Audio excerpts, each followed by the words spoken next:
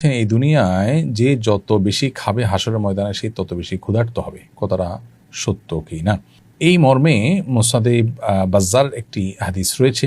সেই হাদিসের সনদ সম্পর্কে হাফিজ ইবনে হাজার আসকালানী রাহিমাহুল্লাহ বলেছেন যে এই হাদিসের সতর্ক বার্তা মূলত ওই ব্যক্তির জন্য যে ব্যক্তি সবসময় পেট পুরে খায়, অতিরিক্ত খায়, এবং এর ফলে ব্যক্তির মধ্যে অলসতা চলে আসে, আল্লাহর ইবাদতবন্দি করা তার জন্য কঠিন হয়।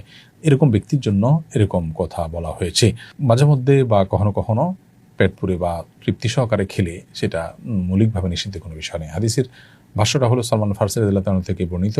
তিনি বলেছেন, নবী করিম সাল্লাল্লাহু আলাইহি ওয়াসাল্লামকে আমি বলতে শুনেছি, ইন্না আকসারান নাসি শাবআন ফিদ দুনিয়া আতওয়ালুহুম জুআ।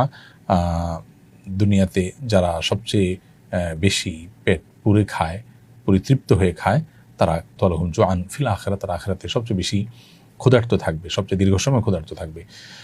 তো এই ধরনের হাদিস আরও বিভিন্ন বর্ণনা রয়েছে এবং হাদিসটি আপনার হাসান পর্যায়ের এবং এর আরও বিভিন্ন সওয়াহিদ তাদের সমপর্যায়ের আরও কয়েকটা বর্ণনা রয়েছে। মৌলিকভাবে হাদিসটি গ্রহণযোগ্যতার লেভেল পর্যন্ত যায়, তার মর্মন্তদের গ্রহণযোগ্যতার লেভেল পর্যন্ত যায়, কিন্তু এখানে উদ্দেশ্য হলো যারা সব সময় পেট পুরেই খায় এবং অতিরিক্ত পেট পুরে খাওয়া এটা মানুষের আলস্য ইত্যাদি আনার কারণেই মূলত হাদিসে উৎসাহিত করা হয়েছে। মৌলিকভাবে মাঝে মধ্যে পেট পুরে খাওয়া বা পরিপূর্ণ পেটে খাওয়া নিষিদ্ধ নয়, তবে পেট খালি রেখে খাওয়া এটাই হলো সুন্নাহ এবং নবী সাল্লাল্লাহু আলাইহি ওয়াসাল্লামের আদর্শ, এবং এটা আমাদের স্বাস্থ্যের জন্য অধিকতর উপযোগী।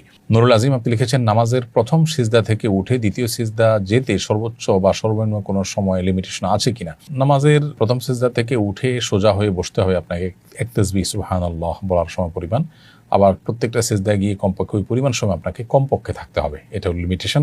এর নিচে যদি থাকেন তাহলে হবে না। মাথাটা সোজা করেই আবার পড়ে গেলেন তাহলে আপনার নামাজ আদায় হবে না, কারণ এখানে তামানিনা বা তাদিল আরকান যেটা, এটা ওয়াজিব, অনেকগুলো আমাদের মতো সেটা ফরজ, যার কারণে আপনি যদি এই ধীরস্থিরতারা এতটুকু মেনটেন না করেন তাহলে নামাজ হবে না।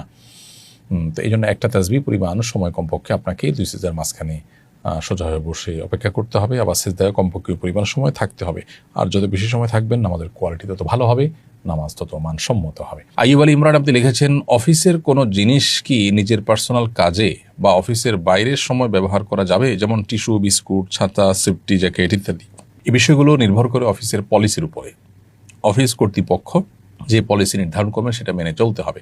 যেমন তারা যদি বলেন বা তাদের পলিসিতে যদি উল্লেখ করা থাকে যে অফিসের ছাতা, জ্যাকেট এগুলো অফিস টাইমে শুধু ব্যবহার করতে হবে, পার্সোনাল টাইমে বা পার্সোনাল কাজে এগুলো ব্যবহার করা যাবে না, তাহলে সেটাই মেনে চলতে হবে। আর যদি অফিস এগুলোর উপরে অনুমোদন করে, অনেক সময় দেখা যায় যে এগুলো কাউকে দিয়ে দেওয়া হয় আর এগুলো ব্যাক নেওয়া হবে না এবং ফেরত নেওয়া হয় না, এবং অনেক সময় দেখা যায় যে বছরে একটা করে পায়, এরকম যদি হয় তাহলে সেক্ষেত্রে বিষয়টা সম্পূর্ণ তার উপর নির্ভর করে। এটা তাকে ব্যবহার করতেই দেওয়া হয়েছে, সেই হিসেবে ব্যক্তিগত কাজে তিনি ব্যবহার করতে পারবেন।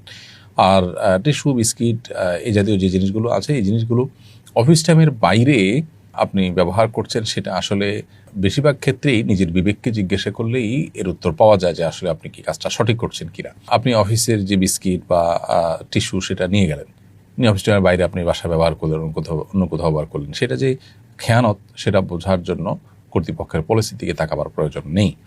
হ্যাঁ, আপনাকে আপনার জন্য একটা বিস্কিটের প্যাকেট বরাদ্দ আছে অন্য সবার মতো করে, আপনি আপনার প্যাকেটটা নিয়ে গেলেন, সেটা ভিন্ন বিষয়। তো এই বিষয়গুলো মূলত আমানতদারিতার প্রশ্ন। এখানে মালিক পক্ষের কোনো ক্ষতি হলে তারা ডিউটিতে আপনাকে ব্যবহারের জন্য কিছু দিয়েছেন, সেটা আপনি ডিউটিতে ব্যবহার করবেন, ডিউটির বাইরে সেটা আপনি নিয়ে যাবেন না। একান্ত আপনার জন্য বরাদ্দকৃত জিনিস সবার জন্য আছে এবং সেটা বহনযোগ্য, আপনি নিয়ে নিলেন, সেটা ভিন্ন বিষয়। আস-সুন্নাহ ফাউন্ডেশন, উম্মার স্বার্থে সুন্নাহর সাথে।